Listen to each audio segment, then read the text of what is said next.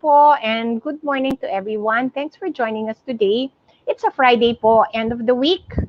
And please join us for another Q&As. I'm Dr. Ana York Bondoc. Our program po is called the Libreng Konsulta. So magtanong na po kayo and we will try our best to answer them. I am an internist and a pulmonologist. My specialty po ay baga. And we'll answer your questions, COVID or non-COVID. And siguro po, ang uunahin po natin today are the questions that we have picked up on Facebook po and on TikTok. Sorry po, matagal kaming nawala. It's because we were busy with the filing. Yes, I am running for congressman, 4th District po ng Pampanga. I am a 3-term congressman aside from being a doctor. So, nabusy po kami sa filing. We haven't been as active as we should be. Pero babawi po kami ngayon, tapos na po ang filing. Please follow us. We are on YouTube, TikTok po, ang dami na po naming followers, and of course here on Facebook. So tara na po, please join us and please ask your questions down below. We will be happy po to answer them. So let's start with our accumulated questions over 2 weeks po. Miss Reina, from Miss Jenny Yao. How about a patient with COVID plus pneumonia? Do you still need to isolate after 14 days? Ma'am, kung may pulmonya po yung patient after, are you trying to ask me if people can develop pneumonia po after COVID? Yes, ang tanong po is yes, people can develop pneumonia, which is usually bacterial po after COVID. And ito po ang tinatawag po natin for pulmonologists and ICU specialists, this is what we call po secondary pneumonia, and which is most usually po hospital-acquired. So, ang hospital-acquired pneumonia po, from the title, hospital-acquired, you got it in the hospital. Dahil po, na-hospital po kayo while you had COVID, nakapitan po kayo ng pulmonya. Okay? This is also the reason how most people also get flu. It is humihina po yung katawan nila and then they get a secondary pneumonia. So do we still need to isolate? Kung COVID negative na po yung tao, most likely po, you don't have to isolate. Pero if the patient was initially admitted po to the hospital as a COVID patient, most likely po, ma-isolate pa rin po yun. So again, that decision to isolate or not will not come from me po. But if you were initially admitted po to the hospital as a COVID patient, despite 14 days na po na nakalipas, malamang ma-isolate pa rin po kayo.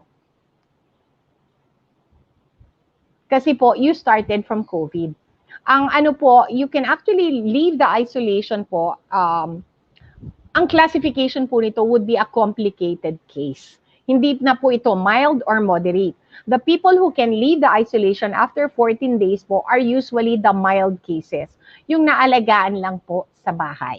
Ngayon po, kung if you develop pneumonia after the COVID, if you were hospitalized with COVID, nagka-pneumonia kayo sa ICU, ang tawag po dyan is severe or prolonged cases. And that needs the isolation and what to do about that should be decided upon po by their doctor in charge. Okay? So yung 14 days hanggang mild lang po yan.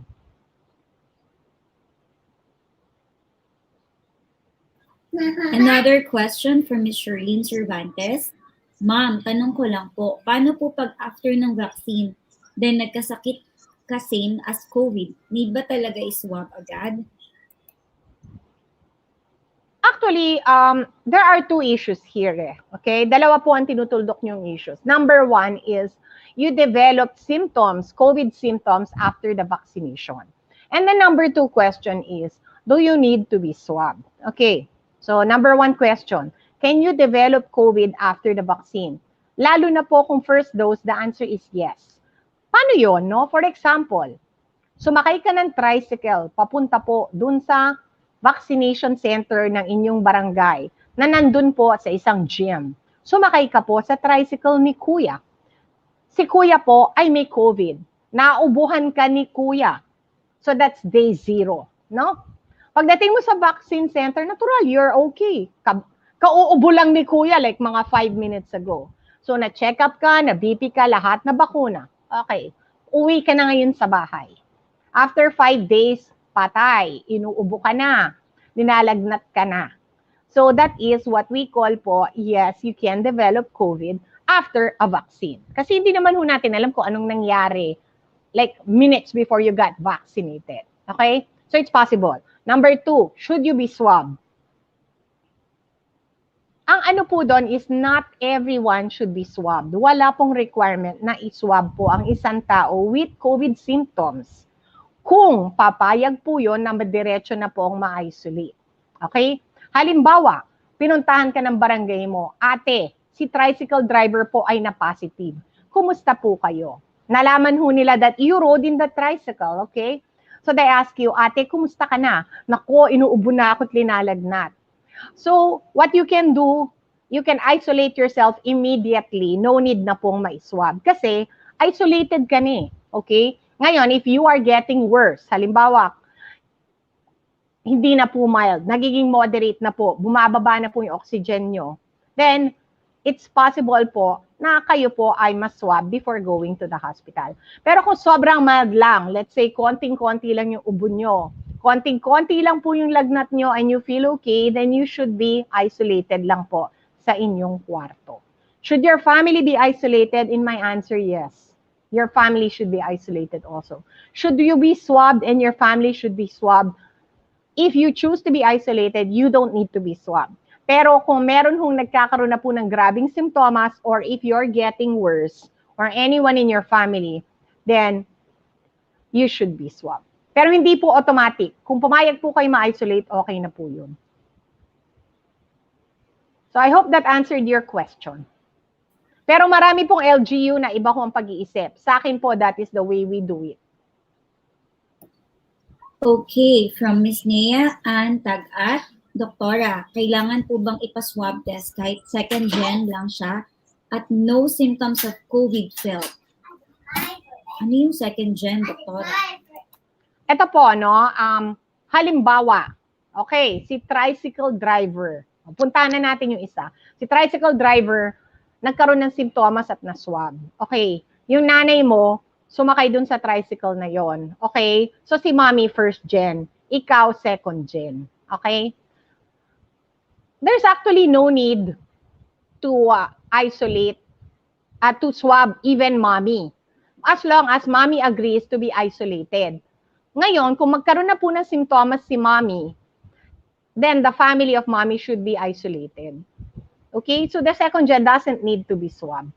Unless the first gen shows symptoms or the first gen was so. Unless the first gen shows symptoms or someone is getting worse. Ganun po.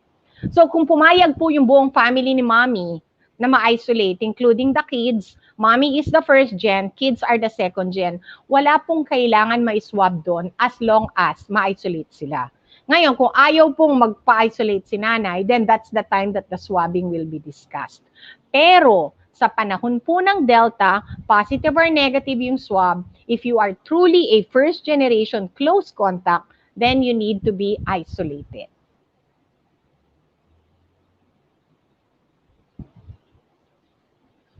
Nakuha mo ba yon, Rina? Yes, Doc. Naging malinaw po siya. Oo, hinaan ko lang po. Not everyone should be swabbed as long as you agree to be isolated. Okay? Kung magiging palabas ka, then you can be swabbed. Pero again, I would like to tell everyone that negative or positive yung swab. Halimbawa, talagang 2 oras kayo nakipagsatsatan with the tricycle driver dahil malayo. Wala rin kayong mask. And then talagang naging close contact kayo, you need to be isolated for 14 days. Kahit na positive or negative yung swab.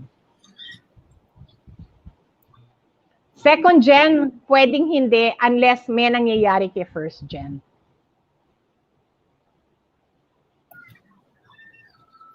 Another question from I am Chinky 19. Doc, what if po nag-isolate ng 14 days pero hindi magpa-swab before, okay pa din po ba yun? Yes, as long as you're isolated for 14 days, that's okay. The most important, ito Reyna nga, the most important is not the swabbing or the testing. The most important issue here is the isolating. Kahit hindi ka nagpa-test, kung ikaw ay isang close contact or you suspect na ikaw ay may COVID, that's okay. as long as you isolated yourself for 14 days. Okay? Ang mahirap, yung mga taong test ng test, pero pag positive, ayaw naman magpa-isolate. Ang nag-gets mo, Reyna? Tama, Dok. Tama. O, diba? Hilig-hilig mo mag-test, nagpa-positive ka, hindi ka naniniwala sa test. Libot ka pa rin ng libot. May naitulong ba yun? Whereas, kung sinabi sa yung misis, yung tricycle na sinakyan nyo po, nagka-COVID yung driver. Sasabihin nyo, ayoko na magpa-swab, magpapa-isolate ako ng 14 days. Pwede na yun kasi hindi ka na lumalabas eh. So the act is not the swabbing. The act is actually the isolating. Yun ang pinaka-importante. Hindi yung swab. At sa panahon ngayon, kaya positive or negative ka, dapat ka ring mag-isolate, lalo na kung talagang close contact po kayo. Halimbawa, kasama nyo sa bahay, kasama nyo sa opisina, kasama nyo po sa tricycle ng 2 oras. Okay? If you are truly exposed, you need to be isolated. Okay, from Miss D. Fro Channel. Hi Doc, dati po akong COVID positive. 1 week pa lang po akong nakalabas sa quarantine facility. Maaari na po ba akong magpabakuna ng COVID-19 vaccine? Ay, ang gandang tanong. And everybody keeps asking this. Yes, as long as tapos na yung 14 days quarantine, wala na po kayong nararamdaman, okay na kayo, kumakain, malakas ang katawan, you have good energy, no cough, no fever, pabakuna na po.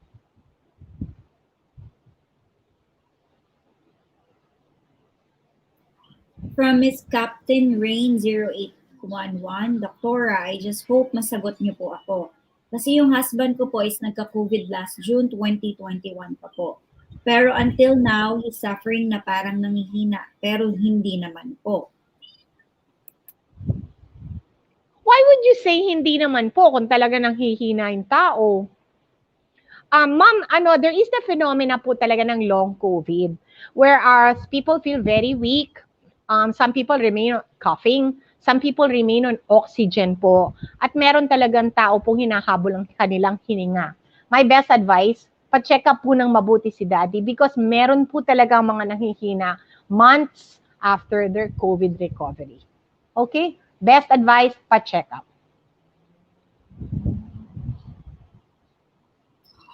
From Mizari Cruz Larin, hello po. Ano po ang Molnupiravir? Okay. That is the trade name po of Pfizer.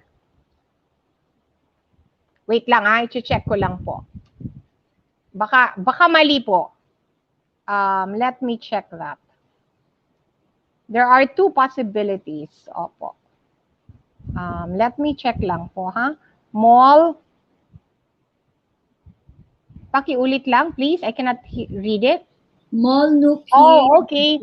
Sorry, this is not the trade name of Pfizer po. Ito yung trial po nilang antiviral drugs. There are a number of antiviral drugs po in the market, but hindi pa rin siya widely used. It is being developed po. There are a number of antiviral drugs being developed.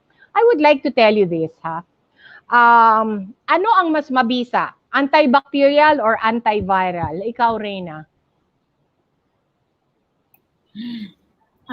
Doc, I cannot really answer because magkaiba yung component nila and magkaiba din yung atake po nila if I'm not mistaken.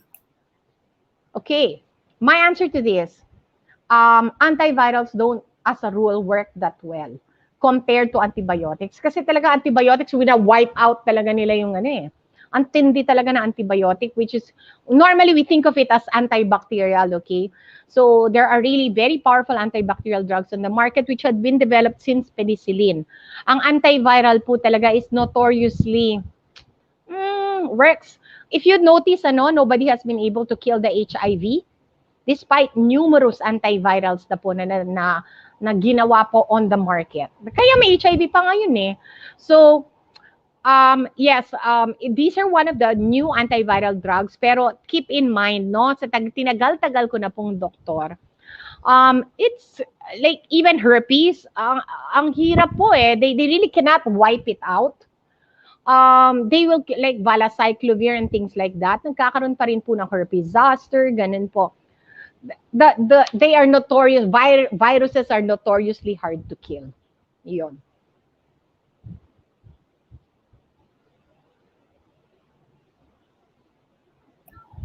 From Miss Venus Calilo, good morning, Doc. Ano po bang magandang gawin kapag may ubo ang may edad na? May home remedy po ba? Wala pong pneumonia ang father ko. Nagpa-x-ray na din po siya. Wala din po siyang ibang sakit sa baga at vaccinated din po para sa COVID at pneumonia. He is 79 years old po.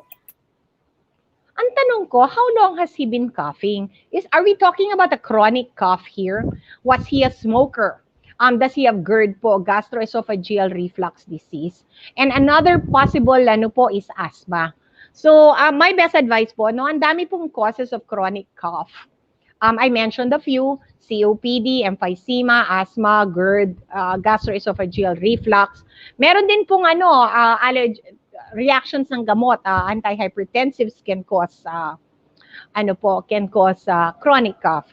So best advice, find out po how long he's been coughing, why he's coughing, and what can we do. The best thing, patingin po sa doktor.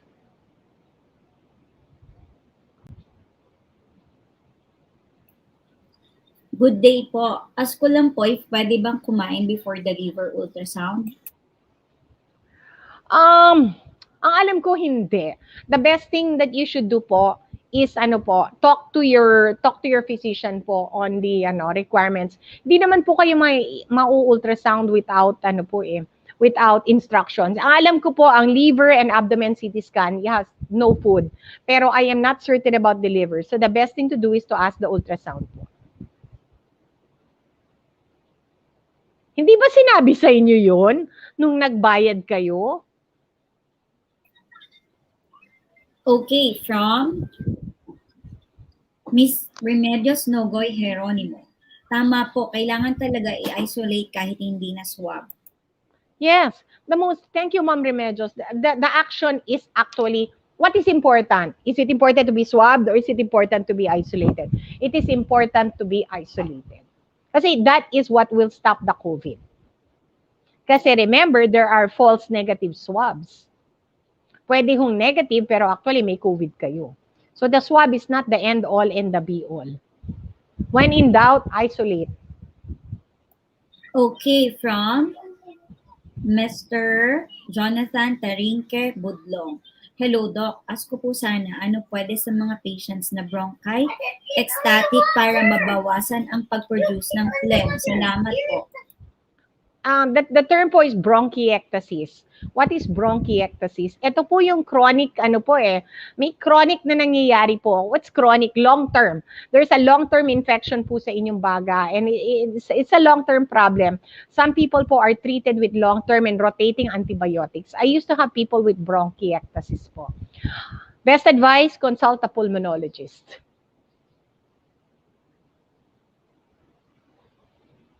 Okay, next question. Sige, wait lang po Hello po, Dr. Bondoc. Senior po ako. Hirap po akong matulog sa gabi. Ano po ang dapat kong gawin? Nahihirapan po si ma'am or si sir na ano po? Hello po, Dr. Bondoc. Senior po ako. Hirap po akong makatulog sa gabi. Ano po ang dapat kong gawin?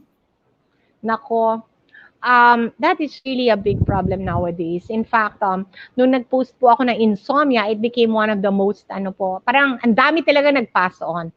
Whether you're a senior, there are so many reasons po for having difficulty sleeping. I'm just gonna toss out a few ideas, okay? Number one, where are you sleeping? Komportable po ba yung kama nyo? Yung bedroom nyo? Okay ba yung temperature? Tahimik po ba sa gabi? Can you close the lights? So, obvious po yan eh. Kung halimbawa po, nakatira po kayo sa isang, nakatira kayo sa tabi ng isang nightclub, no? And lots of people are singing, do bawal ngayon ito sa IATF. Pero noong unang panahon, pag talagang maingay po sa gabi, I used to live beside the hospital, talagang yung ambulance po talaga is just terrible. Number two is stress. Marami ho tayong pinag-iisipan at pinagdadaanan ngayon. As hard as it can be, I would advise you to try and chillax po, no? The third po is, as you are older, I don't know if you are male, marami pong umiihi more than 2 to 3 times a day, either prostate problems, diabetes, overactive or hyperactive bladder. Patingin nyo rin po yan sa doktor kung halimbawa you keep going to the bathroom, tuloy you cannot sleep. There are problems po with that. And the fourth also is, natutulog ba kayo sa hapon? Sleep hygiene po ang tinatawag dito. Try to stay awake during the day para pag oras po ng pagtulog, matutulog kayo. And fifthly, i-turn off po si internet paggabi. Kuminsan ang saya-saya po ng Netflix at Squid Game, pagtingin natin 2:00 na po ng umaga. That's not good. Okay, Doktora, ano po bang magandang vitamin sa baby na 4 months na po siya? Actually, I don't know. I'm not a pedia. Pasyensya na po. Ito lang if your child is 4 months old, are we talking about a newborn? You should actually po be breastfeeding this child. And a breastfed child doesn't need any vitamins. Breastfeeding lang po talaga ang 4 months. Do not try to give other foods. Do not try to give vitamins. I'm not a pediatrician, but I am a breastfeeding advocate. Ang kailangan lang po ng 4-month-old nyo, itapon nyo na po yung formula nyo and breastfeed this baby. Agreed, Doktora. At saka ingat po sa pagbibigay ng mga vitamins na hindi recommended ng pedia because every child, every baby has a different need from each other. Tama. Doc? Yes. Don't do anything without your pedia's advice. Yes. And the only thing that should be fed to a baby 4 months old is breast milk. Not water, not vitamins, not lugaw or anything else. Breast milk. Agree. Okay, let's. Ang term po doon, EBF. Exclusive breastfeeding until 6 months. And that's the only time that you should introduce po complementary foods. That includes vitamins. Don't be taking sak-sak vitamins in the 4 months. I don't mean to be mean. Pero even though I'm not a pedia, I am a breastfeeding advocate at alam ko po yun. For further infos po, sa pedia po tayo magpakonsulta. Agree. Okay, next. Doktora, mukhang inuulan tayo ng maraming question na miss nila tayo. From Miss May Guarin Ellie. Hello po, Doktora. May I know if kailan po pwede magpa-second dose ng Moderna? Kung nag-first dose po ng August 9. Nagka-COVID po kasi after ng first dose. Salamat po. As soon as possible na po, line up for your second dose. It's okay. No need to repeat the first dose. Just take the second dose na po. Magpalista na. And explain po dun sa na you missed your second dose because you got COVID po. Pwede na po ngayon. In fact, tomorrow, palista na. Doc, may concern lang ako dyan sa mga nagpapa-first dose na nagkakaroon ng COVID, no? Madaming nagpapa-first dose ng vaccine, tapos hindi naman po sa pagdi-discriminate kasi mas madami pong anlakas ng loob na naglalalabas. Dahil vaccinated na daw po sila ng first dose. Kaya yun, ang daming mga cases COVID. Na first dose may COVID. The protection po of the first dose reaches 70%. That's why you really need the second dose. Kasi from the second dose, doon kaabot ng 90. So after the first dose, hindi pa po kayo fully vaccinated. You are partially vaccinated. So hanggang 70 lang kayo, may 30 pa doon, So please, and you know what? Even if you're fully vaccinated, you should still follow all precautions po. Agree. Kasi madami, Doc, na fully vaccinated. Yes, nagkakasakit. Yung pinsan ko po, got sick, fully vaccinated. Pero by the grace of the Lord, naka-recover naman po. And imagine if he wasn't even vaccinated, what could have happened? Nako, napakadaming issues and controversies regarding this fully vaccinated. Okay, so please, kahit na fully vaccinated, still wear a mask pa po. So, Ma'am May, balikan natin yung sagot, yung tanong nyo. As soon as possible na po, pa-vaccine na po na second dose. Okay, next po. From Miss Mirna Lakatan, kailangan pa rin po bang mag-ulit ng swab test pagkatapos mag-quarantine ng 14 days? No more symptoms na po. Ma'am Mirna, that's our caregiver and good friend. Ma'am Mirna, after the 14 days of mild COVID, you may leave the house as long as nakatapos po ng 14 days. Wala na pong lagnat, ubo, sipon, you're eating well, you feel good, there is no need po na pangalawang swab. Wala po. After 14 days, labas na. All right. Next question from Miss Ana Leo Vigadi Lansang. Dok, pag po nanlalambot ang tao, sign po ba yun ng COVID? It could be, especially if you've been knowingly exposed, pero ngayon talagang everybody's exposed na rin eh. So kung talaga pong nanlalambot, and then the next day, nagka-fever, then the next day, inubo, and then the next day, wala nang pangamoy, ay naku, COVID na yun. There are people na nanlalambot lang ho. Meron rin hong nagsusuka lang, and then they were swabbed. Kasi they went to the ER, then they were swabbed, nako, positive. So there are really many signs and symptoms po of COVID. But again, the most common po talaga is fever and cough. Okay. From Miss Mavic Olog. Hi Doc, kahit may cough po ba, Hi Doc, kahit may cough po ba, is pwedeng magpa-vaccine ng pang-COVID vaccine? Sir, thank you for this question, and this is very important for everyone to know. Kung kayo po ay may ubo, and then you go there to the vaccine, you will be screened. Yung una pong tanong kayo po ba ay inuubo o linalagnat? So agad, X yun. And if you are having a cough po, baka maswab pa kayo. Because you might have COVID, so you will not be allowed to be vaccinated po kung may ubo. Okay? So, get better muna, wag pong pumila. Kasi baka makahawa pa po kayo doon sa ibang tao. And if you think it's COVID, then get isolated na po. Kung chronic cough naman ito this is very important. There are people na araw-araw na ginawa ng Diyos, umuubo. Pre-pandemic pa. These are people with chronic lung diseases, okay? Yung mga ganito po talaga, mahirap ang sitwasyon po nila. Kasi the moment they go there to the vaccine, tatanungin, inuubo po kayo? Di syempre sagot nila, oo, di pauwi na naman. So what these people need to do po talaga is to consult po with their pulmonary doctor. Ito mga may COPD to, likely po doctor po talaga they do have a pulmonary doctor. Kasi hindi naman po, what I'm trying to say is mabigat po itong mga sakit na to if you're coughing every day. So kung kayo po yon and you have chronic lung disease, I would suggest you get a clearance po from your doctor muna. Okay? Okay, lagi lang po, parang nawala po si Miss Kat. Hanapin ko lang. Ayan, hello po Doc. Pwede po bang magtanong yung sipon kasi ng anak ko matagal na halos 15 years na po ang sipon niya. Ma'am, I'm assuming this is a 15-year-old child, ano po. My best advice po dito, ang hirap po, I cannot tell you anything, especially if it has been happening po for 15 years. My best advice to you, and see a doctor po, no? And actually, in fairness po dun sa nagtanong I would like to say this. Marami pong tao, and you know this, Reyna, you're a nurse, na halimbawa, konting ubo lang, konting yung may sipon, pero tinitiis nila kasi, well, dati tinitiis naman natin yan kaya lang po, panahon na po ng COVID ngayon.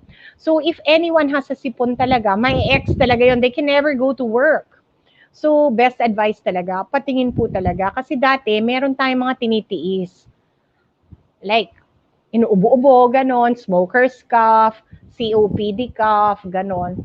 Pero during this time of COVID, kailangan po talagang ma-clear yon. Otherwise, hindi po kayo makakalabas at hindi po if this is a 15-year-old child, allergic rhinitis is also a possibility. So, hindi po it won't be good. So, please, patingin na po sa doktor. Okay? Yung dati po nating tinitiis, ngayon wag na po nating tiisin kasi panahon po ng COVID. Okay. From Miss Angie Bondoc, very informative. Ang dami kong natutunan. Keep safe always, Doktora. God bless. Hi, Ma'am Angie. Oh, wow, no, haba nito. Oo, but we'll try, okay? Mahina kalaban, but we will try our best.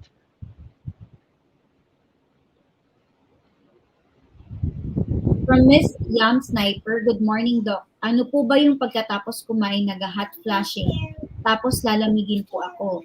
May panic attack po ako at anxiety. Di ko alam saan nanggagaling ng normal po lab. Yun. Normal po ang lab test ko. Full abdomen ultrasound po, clear po. Tapos nagpapatransv po ako. May cyst po ako sa ovary, both ovaries po. Possible kaya na doon ang gagaling yung hot flushing at cold flushing? My question, how old are you? Kasi po, meron talagang hot flashes po, which usually happens with people around the perimenopause and menopausal age. If you're in your 50s, baka po that might be, I would suggest po you consult your OB. Kasi kung talagang menopausal hot flashing and it's really giving you a big problem, it would be, may gamot po dyan that can be given. Okay? So, if you would like to add more po, like if you're a young person, may possibility din po yan na hindi ko lang po pinasukan. Also, it's also good to have your anxiety checked po by a professional. That is a psychiatrist po or a clinical psychologist. Okay? Pa-check niyo po yung anxiety niyo. Hindi po maganda na tinitiis lang. Okay? Because it can get worse and it can affect the way you live your life. Okay?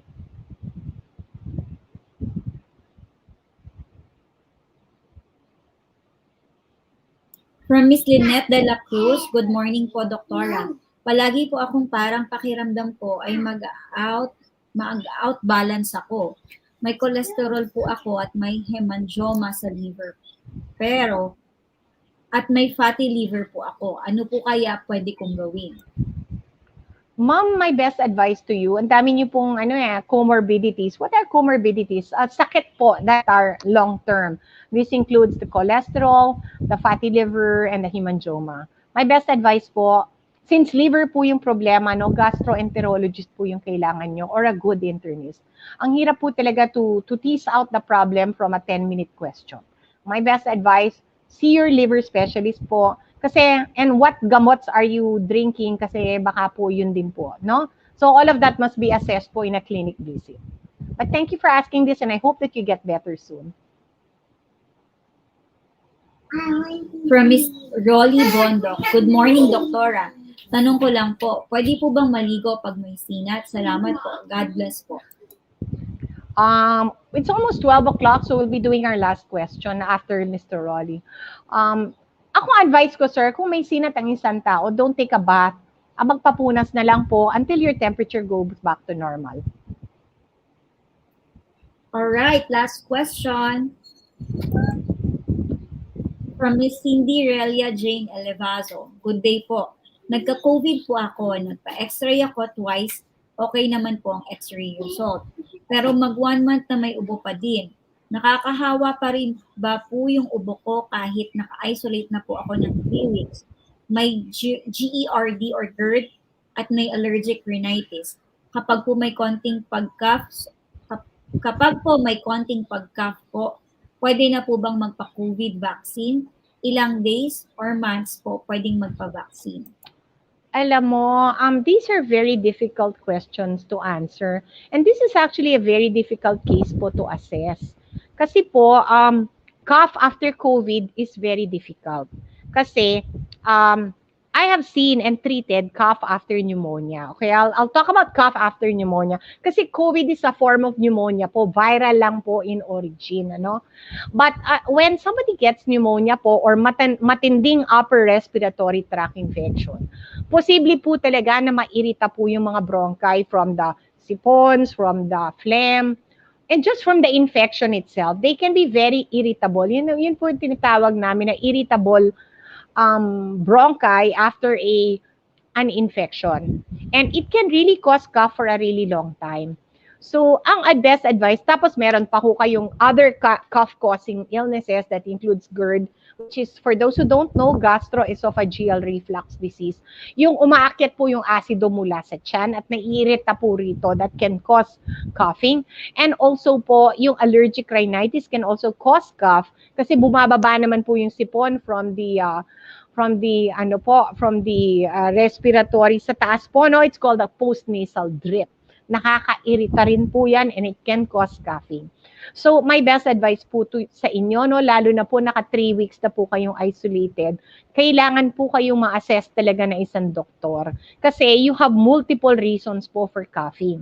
And while you are still coughing, mag-hesitate po talaga yung mga tao na paalisin po kayo dyan sa quarantine. So, the best is pa-assess po kayo sa doktor kung kaya po, even better sa pulmonologist po. That is a specialist po sa baga. But the most important po, I hope that you got better after the 3 weeks. And at least nasa bahay lang ho kayo, hindi na ospital. It's time po for a check-up para malaman kung pwede na po kayo lumabas ng quarantine and if ever to treat the other causes po of cough na nandyan po sa inyo. Okay? I hope the answer was okay. And again, I'd like to emphasize to everyone, we do answer questions, but these are general lang po in nature ha. Hindi po kami makakapagbigay ng precise diagnosis sa inyo. We can only make suggestions and point you po in possible directions. The most important pa rin ho, all of the questions that you ask me, you should ask po your primary care doctor or yung doktor ninyo para po talagang makita po kayo, ma-check up, at mapag-usapan po ng maigi at pangmatagalan yung inyo pong mga sakit. Unfortunately, this is a libreng consult of only 5 to 10 minutes. So we cannot really address. Pero I hope that I was able to give yung mga nagpapanik, sana kumalma lang ng konti. And hopefully that you will see your doctors po for the final medical advice. So again, I'd like to apologize. Talagang hindi po namin, this is not individual advices po sa inyo. This is just to give you general information and to point you po in the right direction. And the right direction pa rin po ay inyong doktor. So to everyone, thank you for following us. Please follow YouTube, TikTok, and FB, Dr. Anna York Bondoc. Magandang hapon po and enjoy your lunch.